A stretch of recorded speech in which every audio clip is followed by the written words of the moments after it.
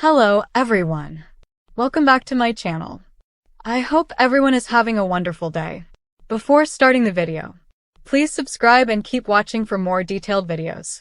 You might expect Carly to tread lightly on this visit, but instead, her face is set and her tone holds a tension that makes Elizabeth sit up. Carly knows Elizabeth overheard something. A threat, a warped accusation, a fragment of confrontation with Drew. Tonight, in Elizabeth's house, that overheard moment becomes a confrontation. Carly pauses in the entryway, taking in familiar furniture and the subdued hum of the waiting room light. Elizabeth stands, startled by the unexpected visit. Carly's voice is calm but carries undercurrents of something sharper. She doesn't waste time with small talk. "Liz, we have to talk about what happened the other night," she says. The weight of those words shifts the air. Elizabeth swallows, hesitates, but moves to close the distance between them. Carly's eyes lock with Elizabeth's. "You heard me tell Drew what I would do when the truth comes out." Elizabeth's jaw clenches. She tries to shift defensively. "That was overheard out of context, Carly." "I shouldn't have heard," but Carly cuts in. "I said things in anger, but I meant them. And you need to understand why I'm here." They circle each other emotionally in the room, Carly pushing, Elizabeth retreating. Elizabeth asks, "Why come to me? To accuse me? Or to warn me?" Carly's reply is chilling. "Because you know more than you're letting on. You know what I'm capable of." In that moment, Carly's threat is naked, even if shielded by maternal concern. She's not only protecting Michael, she's potentially defending an alibi. She reminds Elizabeth that Carly used her access to the Quartermain house, knows about weapons, knows about Edward's gun. She brings up that Carly's alibi may be solid. She says she was with Jack all night, but those around her still suspect. Elizabeth's role dangling in Carly's crosshairs. Witness, confidant, barrier, or ally. Elizabeth braces. She reminds Carly that threats don't belong in their shared history. But Carly fires back. "You don't understand what's at stake." She presses Elizabeth's conscience. If Elizabeth speaks, what will happen to the man she loves?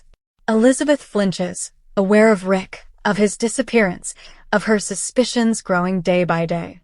Carly doesn't name him, but Elizabeth hears. Carly demands Elizabeth stay silent. It's not about loyalty anymore, it's about survival. Meanwhile, across town, Brennan paces in his office, phone cradled in one hand. He's waiting for Joss, who's been off the grid in her own secret orbit since returning from abroad. He's come to meet her to remind her of boundaries, duties, consequences. When Joss steps in, the tension is instant. She closes the door behind her, takes a breath. "Brennan doesn't waste time.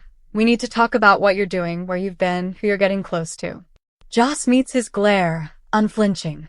She's no child anymore, even if she still needs direction. She nods. "I know." Brennan counters. "You know this isn't a hobby. It's life or death. You signed up to stay under the radar." The threat is implicit. They talk around the mission, but the real question is Vaughn. Brennan warns her again to keep their relationship strictly professional. No distractions. She protests that she's in control, that she knows what she's doing. He leans in. "Not yet, you don't. We all have to be smart. I won't let you slip up." Joss's lips tighten. She reminds him she volunteered, that she's already been doing everything he asked, but he sighs, tells her to think twice before she drifts closer to danger. The moment weighs heavy. Joss holds her ground, but her shoulders sag afterward. Brennan's expression softens, maybe with worry, maybe with paternal protectiveness, but his resolve stays firm. Outside that door, consequences simmer ready to burst. Back in Elizabeth's living room, the conversation deepens. Elizabeth is rocked by what Carly suggests. That she may already be under scrutiny, that what she heard was relevant, that her silence or complicity can tilt the scales. She asks Carly, "What do you want me to do?" Carly's answer is cold, simple. "Be quiet. Be careful. Don't speak unless I say it's safe." Carly doesn't want to destroy Elizabeth, but she cannot have Elizabeth betray her or Rick, however tangled that is now. Elizabeth protests that she can't just lie or cover up. Carly places a hand on her arm. "There's things you don't know," she warns. "If the wrong person hears, people will die. Make me believe you're on my side or stay out of my way." The shadows lengthen. Elizabeth nods, almost defeated. She won't talk, but inside, her conscience battles the burden of silence. She wants to help Rick. She wants answers. But she's cornered, between love and truth and fear. In another place, Curtis works against time. Word is circulating, and Curtis approaches Portia quietly, offering a theory, one that could implicate far more than she wants. He navigates carefully, speaking in half-truths and hints, watching her face. Portia listens, racked by doubts, pregnancy possibilities, and loyalties. Curtis's words sting. Someone inside the inner circle may betray them yet. He doesn't name names, but the fear looms.